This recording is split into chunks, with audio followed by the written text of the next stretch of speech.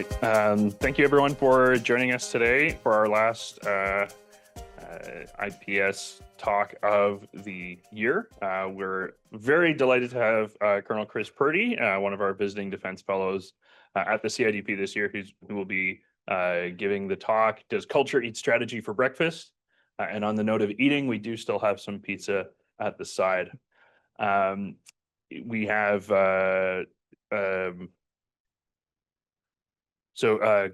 Kris has been with us for the year as a visiting defense fellow, but his journey with the armed forces started in 2000 as a military police officer before transferring to the intelligence branch in 2004.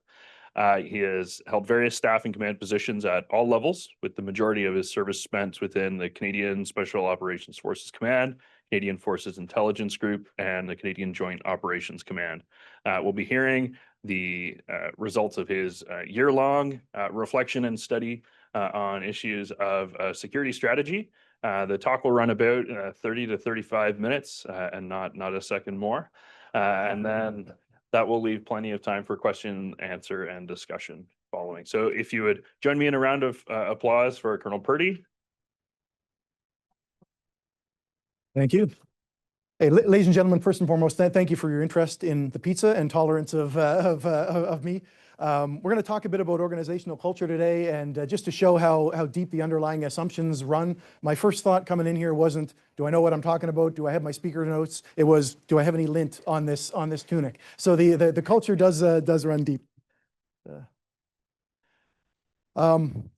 Standard caveat here, the irony that I'm standing in front of you in uniform saying that I don't represent the government of Canada is not lost on me, but nevertheless, my opinions are my own, and they may not reflect the government of Canada's position. So starting off with the title slide, does culture eat strategy for breakfast? So this is a famous quote by management theorist Peter Drucker, which in essence says, no matter how well crafted an organization's strategy, it will fail if the organizational culture doesn't support it. So I use this question to frame this presentation on my research, which looked at the role, influence, and culture of the public service of Canada, namely the executive group as it pertains to Canada's national security policies and actions. My paper is titled Silos to Strategy, Finding National Security Policy Coherence by Strengthening the Bureaucratic Culture. Canada's National Security Act acknowledges, and I quote, the fundamental responsibility of the Government of Canada to protect Canada's national security and the safety of Canadians. Yet our national security is perpetually criticized by, you name it, allies, industry, the worst offenders, retired general officers, and senior bureaucrats for our perceived neglect of national security in general, but more particularly our lack of policy coherence. So if national security is fundamental, why don't we prioritize it, or do we? My argument is that we lack a cohesive national security community of strategic thought and practice within the Government of Canada, which allows us to develop a comprehensive, first and foremost, common understanding, but also an approach that allows us to predict, act, and respond to national security threats. The challenge of inadequate national security action is usually attributed broadly to national security culture. You'll see culture gets thrown out a lot, but it's seldom defined, and it's normally meant just Canada doesn't care about national security, and that is the culture. But there's often no tangible recommendations that come with that. Where there are tangible recommendations from academia, it's normally linked to the lack of governance structures or an apathetic Canadian population that then doesn't make national security an election issue, so our elected officials do not care sufficiently about it. So I completely agree that both of these things are challenges, but where I had an issue with existing scholarship on this is that it almost universally neglects the role of the bureaucracy, and I didn't really know why that was. So the role of bureaucracy in the development of implementation of national security policy, particularly the significant influence of public service executives on the decisions of the elected officials, who are non-specialist elected officials. I also attempt to demonstrate that the Canadian population as a whole is actually not unsupportive of a national security mandate. There was a poll of Canadians on national defense, and 54% of whom said that national defense was very important to them, which was, the highest level that was offered in this study.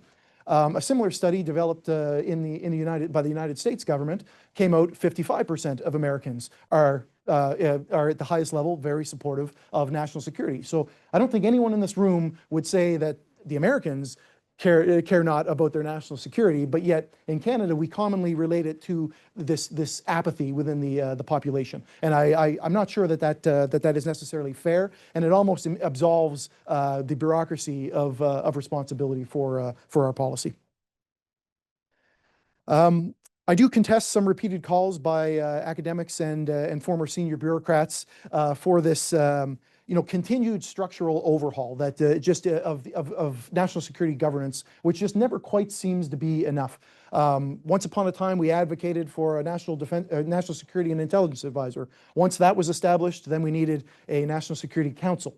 We established a committee of parliamentarians, but now you'll find for most academics, this is not far enough. And we see now that more academics are advocating for more of a US model, completely distinct National Security Council, separate from the Privy Council of Canada.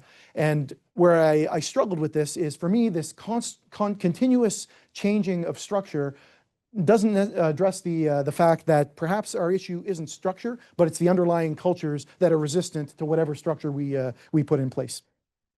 I employ a theory-informed qualitative approach. By no means am I a theorist. I'm not a public administration guy, international relations guy, but I do employ two theories, and I leverage some data obtained in research and through interviews conducted with senior public servants, both uniformed and civilian. I'm not going to give a deep dive into the national security threats in Canada in this forum, but what I want to acknowledge is that the threats faced by Canada should act as a catalyst for the adoption of a whole of government approach to national security. So the threats are complex and they demand a comprehensive strategy, but probably most importantly, coherent execution. Geopolitical tensions, speaking on that, we still see the aggressive actions of traditional adversaries like Russia, which continues to show a willingness to sabotage Western interests, expand territorial gains to try to create a buffer against NATO. The war in Ukraine is of a scale and level of technological sophistication that we are unprepared for here in Canada. China has become a dominant military and economic threat, now challenging U.S. supremacy in these areas, increasing the likelihood of a persistent long-term competition, but also the potential for military conflict. As we experience firsthand here in Canada, China is also prolific in interference in our own democratic institutions at home. The fracturing of traditional alliances. There's some recent tension in the Canada-US alliance that has not yet trickled into defense, thankfully, and we hope it doesn't. There's also NATO struggling to find itself and relevance in this new world order.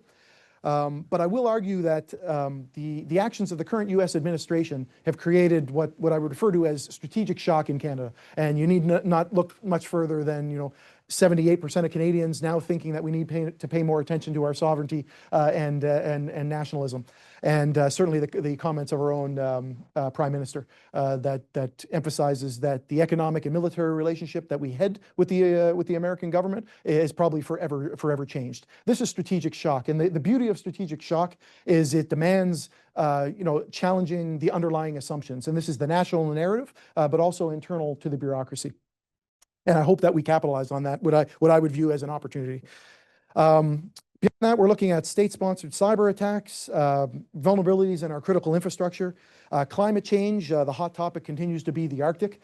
We all know climate change will result in melting sea ice, which will open up the Northwest Passage to commercial traffic, but also invariably military transit and probably a competition for resources.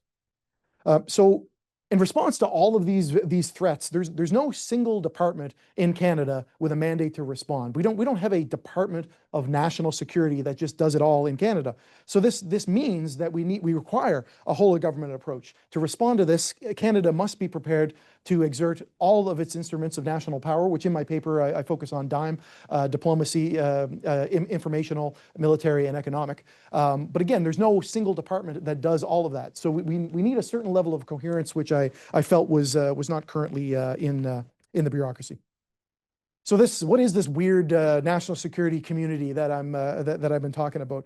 And I'd suggest that you can throw titles on a slide, but it remains a very loose patchwork of self-interested departments and organizations. Excuse me. We do have the executive, so the Prime Minister and cabinet ministers, and I did mention the National Security Council, which is a cabinet committee. This is an entity. It is empowered. It is represented by the appropriate ministers, and it will make decisions.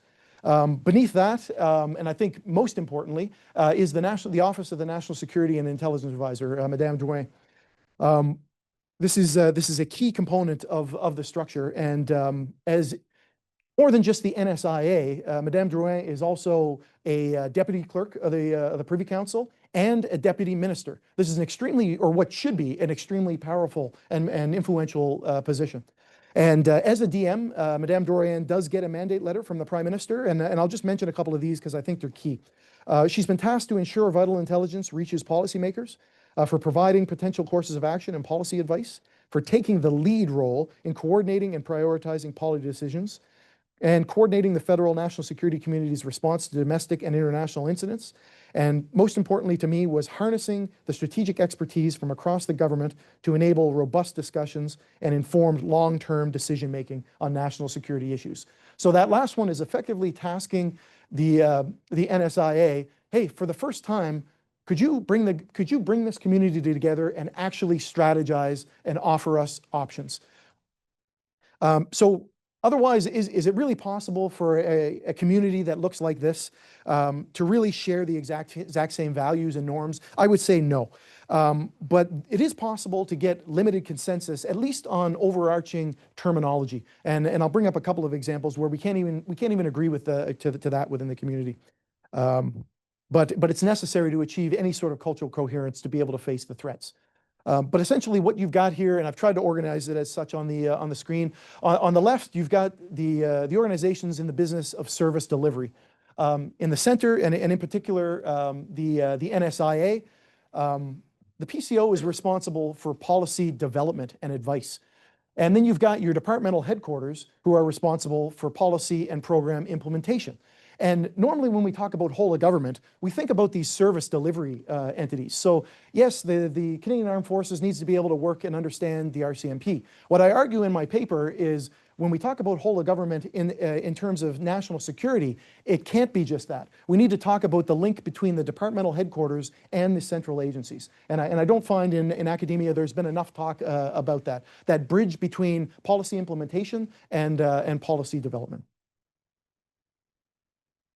So I mentioned my research was theory informed. I will walk you through this, but I looked at the problem through both a bureaucratic politics and organizational cultural lens. So on the left, this isn't taken from anywhere. This is my attempt to soldier-proof a concept to help me understand and potentially break. So you'll see exogenous influences, so influences coming from outside the government in red, and endogenous influences, those influences from within the government. The portions in red, this is the domain, this is where neo-realists live. These are those influences on politicians. And really, I don't focus much on this on the paper because these aren't direct influences on policy. These are influences on political will that then translate into priorities to the bureaucracy. But it doesn't impact strategy, policy in the national security domain directly. Where I focus is in green. So this is the bureaucracy. And this is the culture, and interestingly, what we see with the bureaucracy, they have the advantage of advising directly the policymakers, so those who make national security decisions. And they still have the capacity to influence strategy and policy directly. So these central agencies actually write the policy. So they've almost got two-pronged influence in government decisions. And the bureaucratic politics model, largely shaped by Graham Allison, is normally used to explain state behavior in decision-making and foreign policy. I think it's particularly relevant to public administration and what I looked at in the paper. But it emphasizes that policy decisions are not made by a single entity in government, and that they emerge from a process of negotiation and bargaining between various bureaucratic, unelected actors. So public servants, both uniformed and not. that influence policy through the lens of their own self-interest, departmental self-interest. So what this means is the bureaucratic system is for all intents and purposes, one giant competition for influence of politicians and policy. And when you read a policy, more often than not, you'll be able to determine who the winner was. So who gets the resources, who is most prominent in that policy. Bureaucratic politics scholars generally agree that bureaucrats exercise disproportionate influence over politicians and policies due to their understanding and control of the policy development process, but also their expertise that is frequently lacking in the elected officials. Kind of emphasizing this, Vincent Rigby, former director of the Canadian Security Intelligence Service, he once said, our politicians are not really very experienced in dealing with national security issues, and frankly would often prefer not to deal with them. So it's really not a surprise when things fall between the stones, because when people actually aren't experienced enough to know what the problem, is.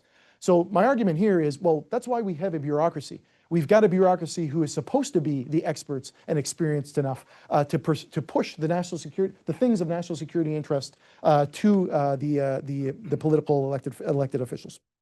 To the right of the screen, anyone who's ever opened a book on management, this will be extremely familiar. This is Edgar Schun's famous model of organizational culture. It's not formally linked to the bureaucratic politics model, but I found it very useful to understand that this competition that takes place in government is largely the result of departmental organizational cultures, which aren't shared across the national security community.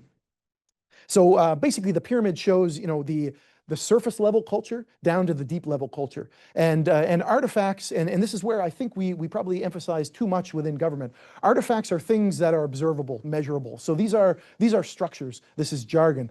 These are things that we as public servants would use on a daily basis. Below that, you've got espoused values.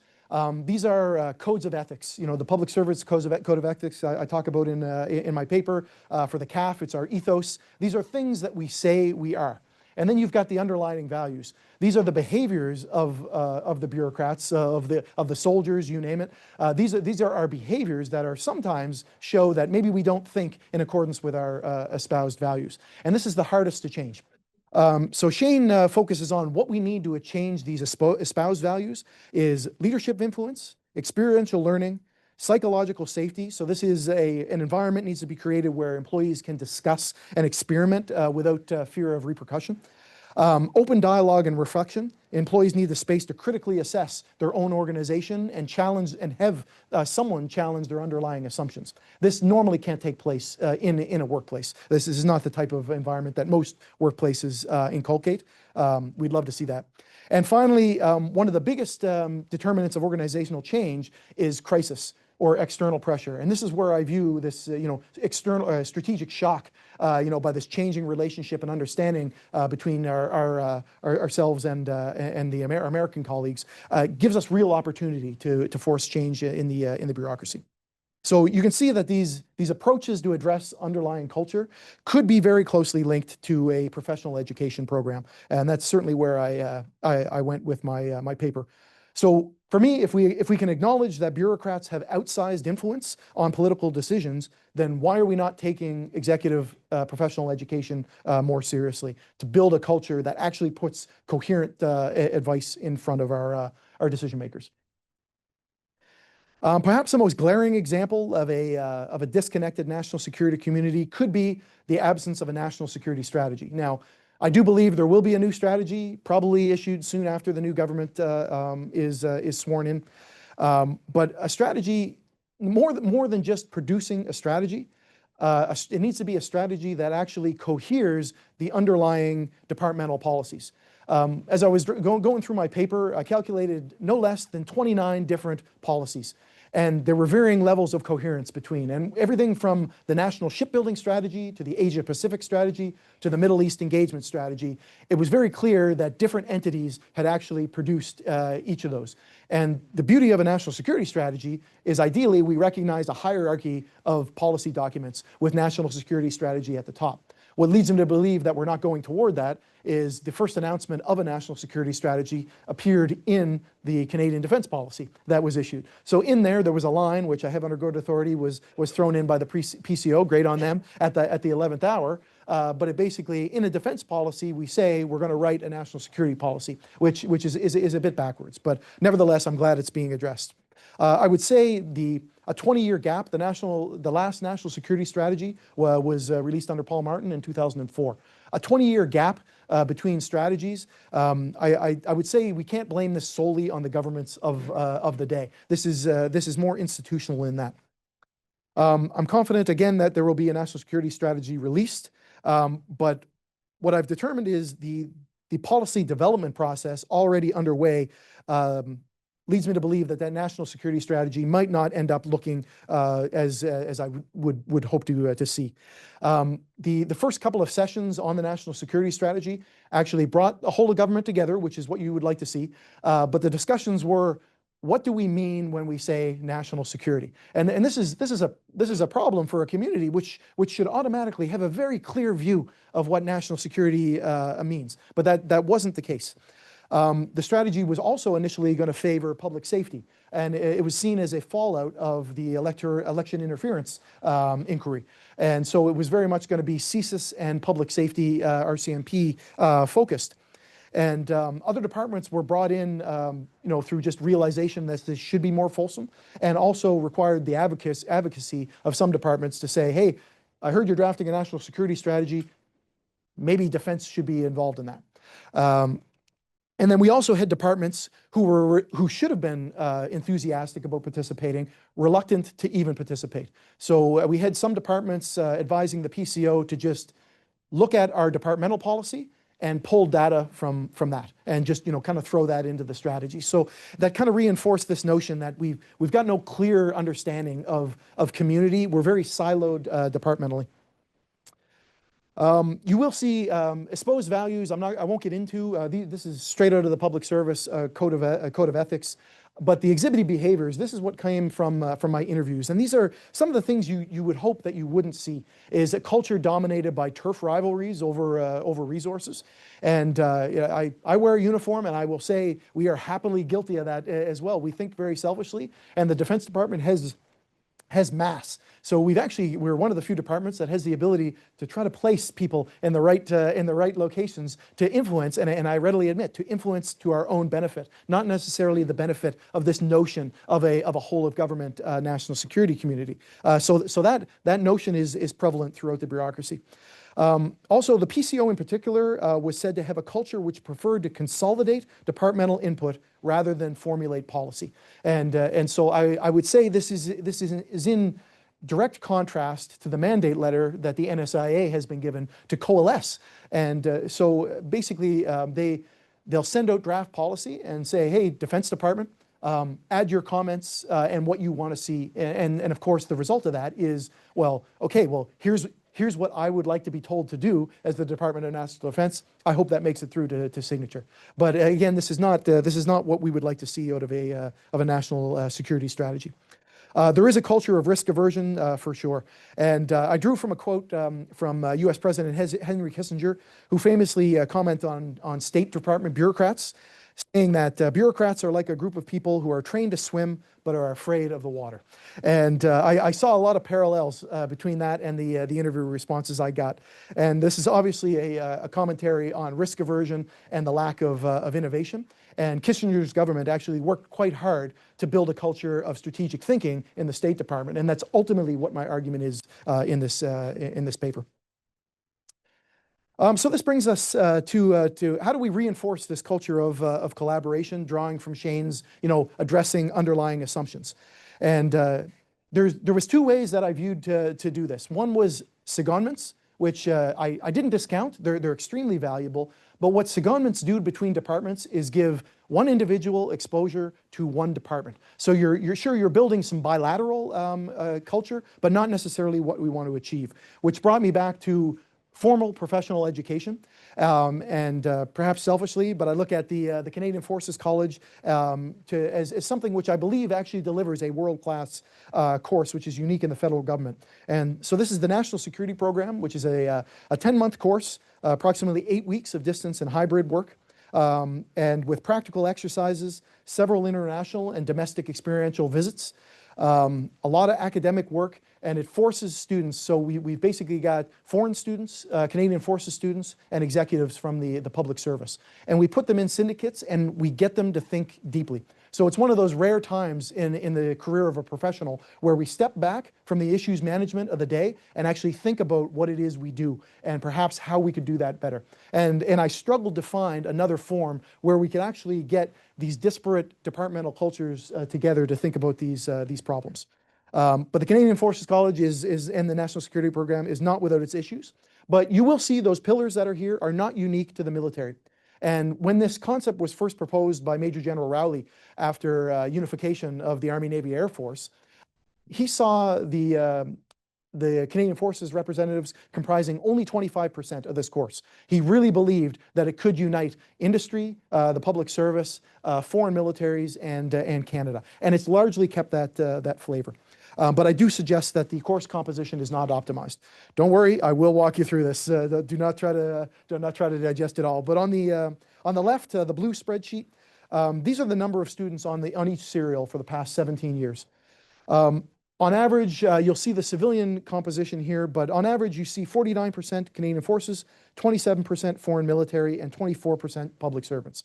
I don't actually think the overall percentage is bad. This is probably the sweet spot. The missing piece, I think, here is probably considering industry involvement, but that's a level less of a concern. Nevertheless, of the public servant students, what we found is that the annual numbers vary widely. And so there's really no consistency with the number on any given serial. And this is because the solicitation of candidates is ad hoc. So attendance is voluntary, often by word of mouth. This is public servants finding out about it and saying, hey, I wouldn't mind attending that. The Defense Academy, which manages the Canadian Forces College, each year is in an 11th hour scramble to find candidates to fill vital positions, if for no other reason than to be props for the learning of the military members, which we owe a professional education to officially. But on average, only about 56% of the public servant students are at the desired executive level 1. Far too many are below that executive or director level to be able to show up on the course with the necessary experience and mindset to kind of participate in the necessary discussions, which should dominate the academics. And also deficient here is the lack of policy officers. So Michael Wernick, former clerk of the Privy Council, recently wrote an article on the prevalence of the policy stream as a representation of the public service executive. And he argues for more operations and service level executives. But the funny thing is, in the college, what we find is policy analysts from the public service are not showing up here. So it's the minority executives that are from the operations stream that are actually getting the benefit of this professional development. So I don't believe we're getting the right executives in the right classification to serve this whole of government cultural purpose. The spreadsheet on the right shows composition by departmental representation. And you'll take away there that GAC's pretty consistent. But I will say here is that the majority of global affairs representatives are foreign service officers. And it's great that we get to have that dialogue, but again, we're not seeing policy officers. Most glaring to me was the absence of central agencies. So Treasury Board Secretariat, Privy Council Office, they've shown up once in the very early days of this course, which is a major deficiency in my opinion. Within the Privy Council itself, solely at the EX1 level, the EX1 classification, there's 110 within the Privy Council. So I have a hard time believing that we couldn't agree to find an executive to attend this course at least once per serial. Also noteworthy to me was the inclusion of departments which are not instrumental to, and again, this isn't a slight on those departments, but I think we should ask ourselves what value a Crown corporation like Canada Post or even Veterans Affairs Canada brings to a course that's supposed to be growing current and future national security leaders. And I believe that sometimes we use these opportunities as fillers, given the absence of other departments that are more instrumental to the national security.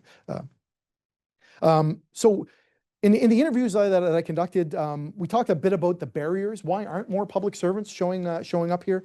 One of the barriers was location and time, and this was both from an individual and an organizational perspective. So public servants of the executive level have families.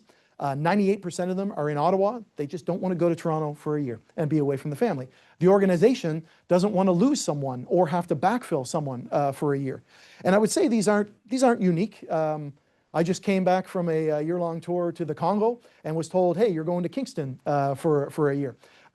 My wife wasn't overly happy about that, but you know, it's part of the duty. So I think this isn't a challenge unique to the public service. What is unique is the voluntary nature of this type of training. The military ultimately has no choice. It's tied to a developmental period 4. If you want to become a general officer, you will go and do this training or a similar training to be able to get promoted. No such stream exists in the public service. There was a poor understanding of what the course was. It was seen primarily as a military course, which is where we look back to the pillars. I think it's anything but. This is specifically meant to take military officers who have focused just on the institution their entire careers and get them to think bigger than that. Culturally, I was informed by senior policy advisors that their feeling was most of them already have a degree, master's degree in public administration. So what could they hope to get from, in addition, from attending this course? And my thought on that is the Canadian Forces College was really developed as a joint college. This was the thing that, for the first time, would bring the Army, Navy, and Air Force together. It exists solely, at least certainly at the lower level courses, to take the Army, Navy, and Air Force cultures and smash them together and to get them to think bigger than their service. And my argument is we should take that same methodology and apply that to the whole of government. For the lower level Canadian Forces College course, the Joint Command and Staff program, we in the Army would jokingly say, well, that's the course where the Army teaches the Navy how to plan properly. And my point there would be that we can't discount the value of peer learning. Yes, there's going to be, if you're a policy analyst, you're probably not going to take as much away from the portion of the course that discusses memoranda to cabinet. But you may take more away from other portions of the course where we talk about the whole of government and comprehensive approach to operations internationally. So I think just the lens through which the public service views this course, we could probably do better in terms of advertising. And as I mentioned, it's not linked to career progression. I'm moving, Michael. I'm moving. So ultimately, my conclusions here. I do feel that we've got adequate structures. Are they optimal? No, but adequate. I do believe that professional education of executives is necessary to establish a culture of collaboration if we ever hope to get to a broad national security strategy. And I believe that the Canadian Forces College shows promise as a potential solution to a whole of government training deficiency. This would not be the first time in the CAF that, for D&D that the Canadian Forces was told to lead a whole of government initiative. And I look at the Canadian Safety and Security Program. After 9/11, there was a realization that our research and development in the national security space was as siloed as the slide that I showed you.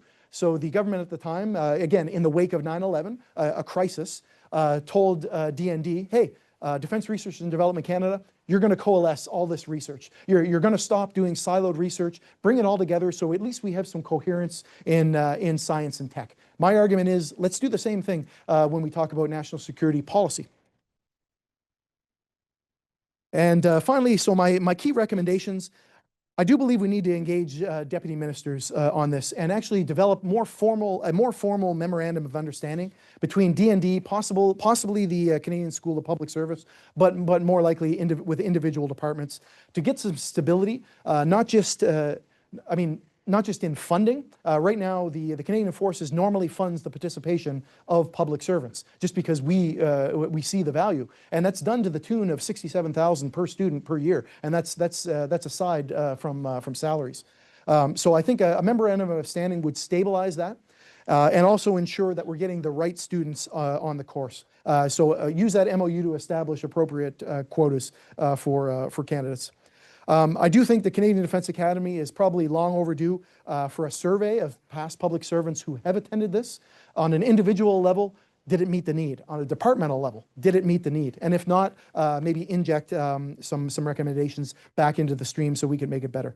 Right now, there is no There are public servants, but academic public servants that are affiliated with Royal Military College. I think the school would be more accepted if we saw more public servants on staff, whether as instructors or doing course development.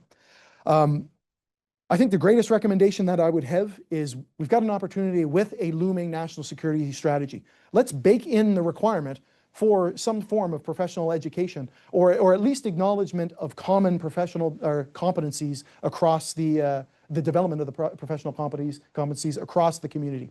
The United States did this under George Bush, and it was followed up shortly thereafter by a presidential executive order. We could do the same. I hope we produce a national security strategy every 4 years as we've marketed.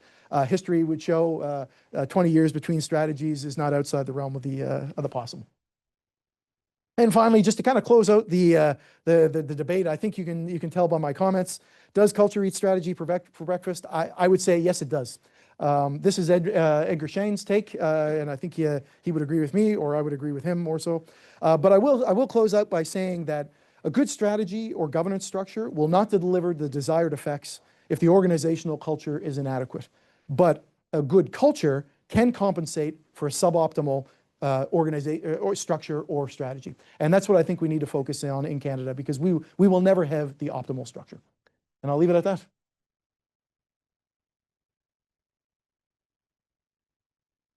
I'm prepared to put the Kevlar plates on, and for those of you who are theorists, you can let me have it. But I will say I'm finalizing kind of the paper, so certainly any points that you have that I'm more than happy to consider and inject into the paper in the next week.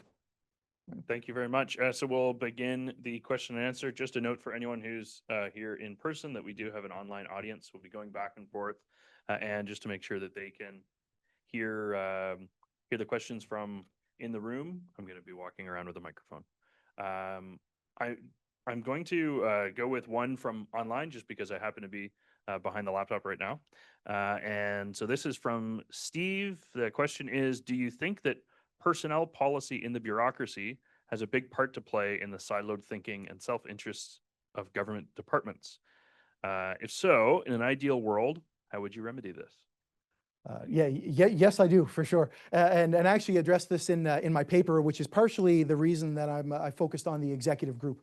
And Michael Wernick, again, former clerk of the Privy Council, in a recent article on this, he comments on the challenges of doing anything in a bureaucracy that is subject to collective bargaining. Now, I'm not union bashing by any stretch, but the reality is the unions sometimes make these things hard to change. But the executives are not actually represented by a bargaining unit, so they're actually far more flexible. And the DMs, when it comes to executives, have the power to say, these are the professional competencies that you need, and here's how I envision you getting them. So I would say, to me, that would be the solution. I don't think we'll ever truly crack the nut within the bureaucracy itself. And to be honest with you, if I was honest, I want lower level bureaucrats to be selfish. They should be institutional thinkers within their own departments. It's the executives that I think that need to broaden the aperture and think more broadly about national security as a whole of government instrument. But yes, that's exactly why I focused on executives, is we've got some flexibility. Hi, thank you for the presentation. Very interesting. One thing you mentioned, and I wonder how you consider it at the executive level, as you pointed out, in the military, you kind of make something a prerequisite for promotion. If the public service made a course of the nature you're proposing, essentially a prerequisite to go to the highest level of the executive, wouldn't that be a way to inculcate people? And then, in addition, you would have the shining example of all these people who'd taken the course and got to the highest level. I don't disagree with you whatsoever. The challenge I faced when I considered this, and I do address it in the paper, was the public service agreements and the focus on mobility. And what we particular within the central agencies, these individuals don't grow up or stay in the national security community. And you could view this as maybe part of the problem or an advantage. But a lot of these public servants bounce around between departments, and it's that mobility that's valued more than the expertise. But I will say the Canadian Defence Academy here chaired a working group, a multi-day working group back in 2015. And the aim was to develop national competencies. And they looked at every level of the bureaucracy and they tried to determine, okay, can we find common ground no matter what your occupation is, what your department is? And the response was yes. And the report they produced was, it was actually stellar. But like most things, you know, when we lacked someone to give that to. And so it's, I think we'd be well served to dust that off, because if we can agree on common competencies, I think then we could probably agree that maybe there's a course within the public service that could meet that need. There is a national security a national security leaders course that's run out of the Canadian School of Public Service, but the Canadian School of Public Service is very much meant, you know, it meets credentials. So this is, I believe it's a five-day course. So in terms of this deep thinking that I say we're going to need, I guess my only worry about making something mandatory within the public service would be our ability to scale. If all of a sudden we told 2,000 public servants that you must do this, now I would be reluctant to say that the Canadian Forces College would be a viable model. But I completely understand where you're coming from, and yeah, I do address that. You knew this was going to happen, Kris. Uh, And in terms of special requirements, it's not like public servants don't spend millions of dollars a year maintaining their French profile.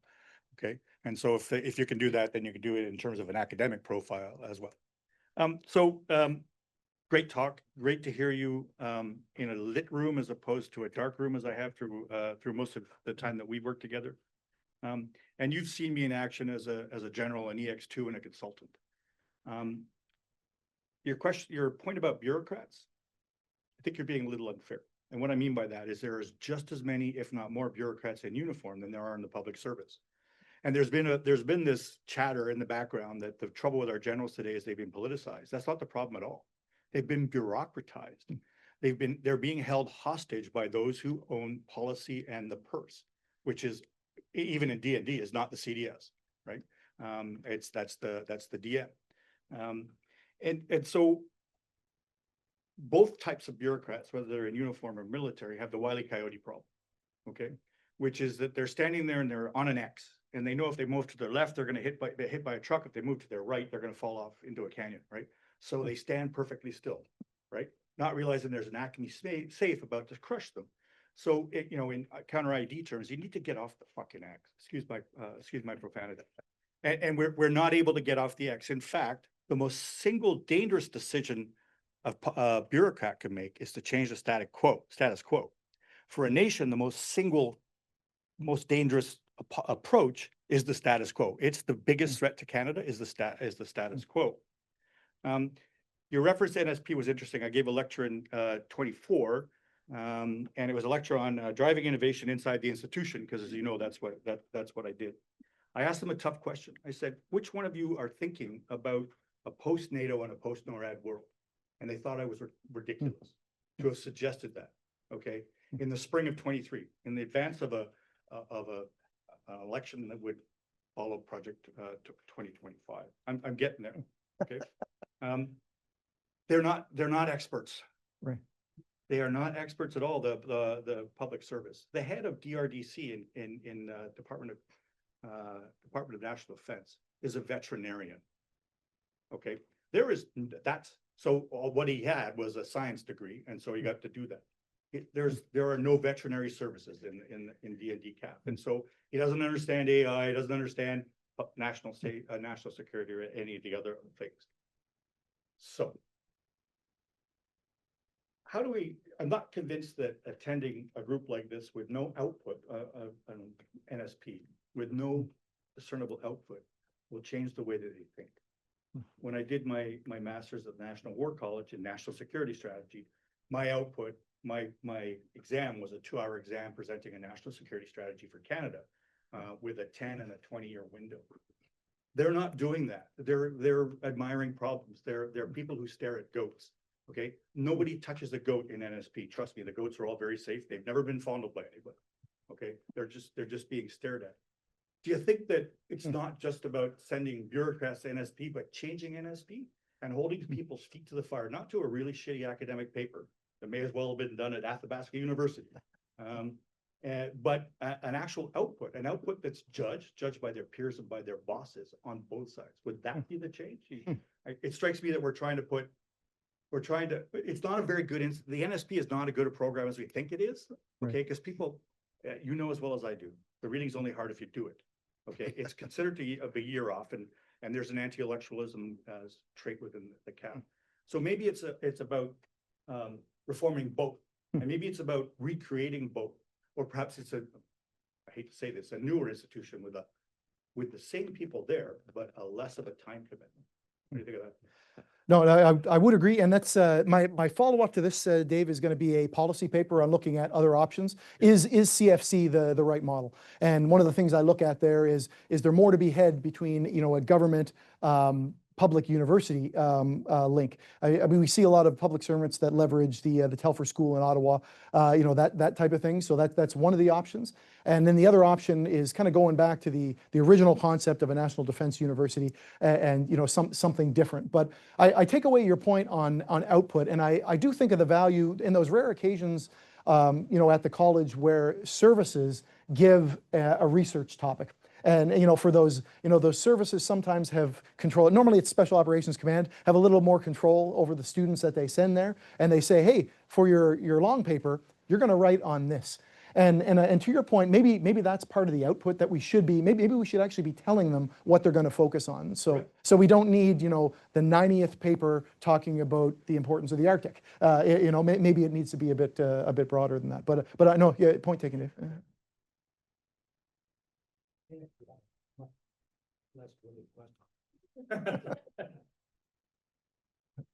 Yes, it's still nylon fibered, I think. No, that's, Yeah, and I think you may have partially answered, because I was going to ask, have you considered the role of regimental godfathers in people's outlook? I don't know, in our branch, Greg Jensen was mine. yeah. He got me into the airborne regiment. He got me all my deployments and into, Still have breakfast with the same guy every night. Yeah. so, and that influenced my outlook on the military. You know, I forgot the past when I was a dragoon. I grew out of that. Right, But- right. Yeah.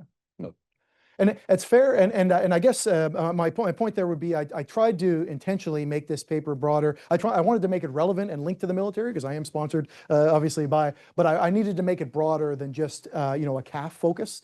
And I guess I would ask within the public service, you know, who's a regimental godparent, you know, in the public service construct. But I can't disagree with you at all on that. Like the value to me of having a fairy godmother, a fairy godfather, it's valuable. Yeah. Thank you for the talk, Kris. That was great. My question has to do with, in the first half of your presentation, you mentioned how the position of the National Security and Intelligence Advisor could be quite useful in achieving some degree of coherence in this whole government approach to security. While I think that's sound and that makes sense, do you think that might put too much onus on the competence of that one individual rather than some sort of more collective approach? Well, I think to my point, my point, I guess, would be the mandate has put that on that individual. Now, what I would hope is that the individual filling that position doesn't view that as their exclusive problem to solve. I would hope they would view it as their problem to coordinate and you know, leverage the expertise that are always going to live in the departments. What I wouldn't want to see is this argument, and I'm sure it's going to come, this argument, well, the National Security and Intelligence Advisor's office needs to grow twofold. And what we end up doing is growing the bureaucracy. But I think to Dave's point, we're still not growing the expertise in the right areas. And I guess that would be my only concern. But by all accounts, and beyond, I mean, no one said anything bad against Madame as an individual, but by all accounts, she has the access that she needs to the PM, to the council, and across horizontally to all the DMs. So I think that individual actually has the clout that they need, and I don't know if it's as much about the ability to build those relationships at the executive level, you know, probably more so than, you know, what experience, expertise that person would have. But the mandate, I would say, is like the mandate letter given to the NSIA is about one of the strongest that I've seen, you know, departmentally. And it's just a matter of does NSIA embrace that mandate and flex her muscles to kind of assert herself in that position. Good morning, sir. Thank you very much for presenting that. I left a lot of interesting food for thought. I have a strange question. I'd like to kick it up to the ministerial level for a moment, because as you alluded to at the beginning of your presentation, a lot of the ultimate authority for signing off on these decisions will come all the way from the ministers and advised by their DMs and so on and so forth. So pertaining to the development of national security or education to that end in Canada, we've absolutely had a rocky history. Polling data from the mid-2000s indicated that Canadians were very supportive of broadening national security in general. However, that polling data generally suggested that most Canadians valued human security or environmental security above the more hard military aspect of security. And the Harper government's experience between 2006 and 2015 really shows that, where in the first 4 years of the Harper term, you saw a very heavy emphasis on the presence in Afghanistan and increasing defense spending. However, over time, that public opinion polling started to decline. And we also saw that where concepts like security and sovereignty are not quantifiable, there was no visible political output for the input in terms of defense spending, which motivated that government to, in response, lower its attention on national security, lower defense spending, so on and so forth. So my context there is to get to the real question, which is, if we're not very good at developing cohesive national security policy or education towards that end, is there a feedback loop that we get stuck in between democratic control and ministerial accountability? And what I mean by that is, for example, will the minister perhaps avoid decision-making because they might say, the public doesn't support this, Parliament doesn't support this, so on and so forth. And because they don't push it, the public is unaware of it. And we get stuck in that feedback loop where the minister can effectively use opinion polling as a shield towards inaction. And at the same time, the public doesn't know anything, so they never focus on the issue.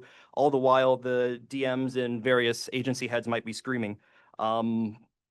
So I guess, do you see that as being an issue? And if so, how do we move past it? Yes, yeah, absolutely. And I mean, again, we go back to the cultural silos. Selfishly, of course, I want the Department of National Defense to be the best resourced. But if we had a national security strategy that actually says, you know what, physical protection, expeditionary, military capability is not our priority. Therefore, we're not going to fund it. I mean, at least we will understand that that's a coherent strategy rather than something that we stumble into. But what I will say is, from the interviews I conducted, no one really criticized the lack of government decision-making. There's certainly the political element that comes to play when a policy hits committee. But what they said is the major challenge was actually the gatekeeping that happens to get a policy in front of a decision maker. So sometimes the bureaucracy tries to interpret what the decision makers are gonna sign, and they actually build the strategy that way, rather than push up what their expert analysis would say. Here's what we think we need, and let the elected officials do what they're paid to do and make decisions. And that can be agree or disagree. But throughout the interviews, what I found was, more often than not, those policies weren't actually making it to a decision maker. So that was one of the major challenges. So I guess I would like to see a culture where bureaucrats are providing the best possible advice based on their expertise, and not presenting a policy that they think has the best chance of getting signed off. And I actually had one very senior bureaucrat say to me that they would rather live without any type of written strategy, because that means flexibility. And to them, the government's strategy entails senior executives listening to what they say publicly and inferring what they mean by that. I think that's a disastrous way to approach a national security strategy. But just be aware that this is a two-star Director General level perspective. Oh, Grace, it's good to see you again. Hi, Kris. Do you hear me? Yep. I do. Awesome talk. Thank you so much. So mine are like comments/questions. One is, did you consider looking at past similar reports? So for example, with 3 different teams, when I was at CDA headquarters, we produced 3 reports very related to your topic of education for professional education for sort of comprehensive approach type of team. So I can give you those references starting from 2010, 2011, 2012. And the reason I'm saying this is because, everything changes, but nothing changes. So nothing much has changed based on your analysis today in 2024. Okay. The other point I have is we forget our lessons. and we do a terrible job at knowledge management. So again, you brought up Canadian Defense Academy. I didn't. Where are those reports, for example, right? So your military, these should have been at your fingertips. They're nowhere to be found because we do a terrible job in knowledge management, except for operational related. We use, the knowledge management system and that kind of stuff. So basically what I'm trying to say is that maybe you might want to look at that just to show the trend of nothing has changed much since Afghanistan. And then the other point was, Canadian Forces College, I've taught there for many years. The number one complaint from military students, they don't want to be in Toronto. Hey, I used to live in Toronto. I don't want to be in Toronto either. So a lot of people are coming from the Ottawa area or from other areas. They don't necessarily want to be there. So if we want to be thinking forward to a comprehensive approach, the whole government approach, let's bring maybe whatever program we come up with in the Ottawa area. Third point, last one, I promise. The military in these comprehensive operations is not the lead. So maybe it shouldn't be whatever program we come up with, maybe the military should not be the lead for that program. And maybe we get more buy-in. Will the military people in uniform such as yourself participate? Absolutely. But maybe we need not be the lead. That's all. Okay, very nice. Thanks.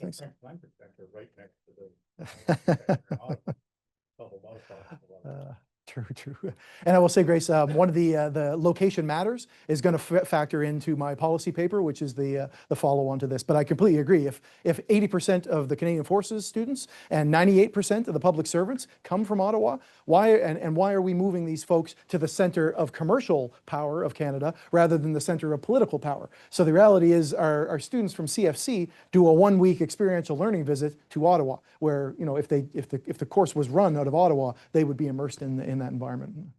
But that'll be a hard sell. This is where we get into cultures of the college. But Well, this is a really interesting presentation. I thought you were gearing up for a big new spend and a brand new program, and we all know how good Canada is at delivering those. So it was nice to see reallocation and refining of assets, existing assets there. I hope that everyone will join me in a final thank you and congratulations to Colonel Purdy for a wonderful talk today. Please, and then continue the conversation and pick up the food so we have less to carry back to the office.